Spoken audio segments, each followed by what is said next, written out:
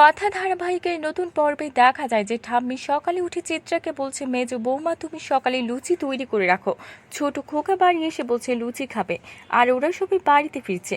এইদিকে মিহিরকে ডেকে দাদু বলছে, তুমি একটু ভালো করে খোঁজ নাও, অরুণের চলে যাওয়ার পেছনে আমাদের কোম্পানির কোনো লোকের হাত আছে বলে মনে হচ্ছে। এটা শুনে চিত্র ও মিহিরের হাত পা ঠান্ডা হয়ে যায়। এইদিকে সবাই বাড়িতে ফিরে এসেছে। দাদু বলছে, ছেলে দেখে তোমাদের কি পছন্দ হয়েছে? সবাই বলে হ্যাঁ, আর দাদু বলে তাহলে বিয়েটা ঠিক করে ফেলি। তখন এবি বলে, আগে প্রিয়ার মতামত দেবে, তারপর বিয়ে ঠিক হবে। দাদু বলে, বিয়ে হওয়ার আগে পালের গোদা বিয়ে ভেঙে দিচ্ছে। এবি বলে, পরে যেন কোনো সমস্যায় পড়তে না হয়, তাই থেকে সবটা ঠিক করে নেওয়াই ভালো। এইদিকে প্রিয়ার মা বলে, বিয়ে করবে না মানে, না করলে আমি বাড়ি ছেড়ে চলে যাব। প্রিয়া তখন সৌরভের প্ল্যান মতো বিয়ে করতে রাজি হয়ে যায়। এদিকে কল সেন্টারের কাছে যেতে হবে প্রিয়া, তাই বাড়ির সকলকে মিথ্যা বলে অর্ণার সাহায্য নিয়ে বের হয়ে যায়। আর কথা সে সময় বালতি নিয়ে বাইরে বের হয়।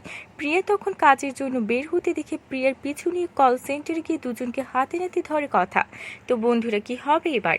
এক্ষুনি একটা লাইক দিয়ে এবং কমেন্ট করে জানিয়ে দাও তোমাদের মতামত। ধন্যবাদ।